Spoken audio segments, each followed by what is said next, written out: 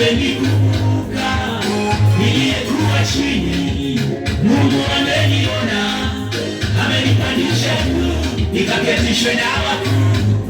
Walidhani ni mwisho wangu walioniona, kumbe kwa Mungu tukianguka kuna kuinuka tena. Yale machozi ameyafuta, mimi si wa jana tena. Amenikumbuka, nina ushuhuda. Kweli mipango ya Mungu sio kama ya wanadamu. Asifiwe Mungu anayetenda kwa ukubwa.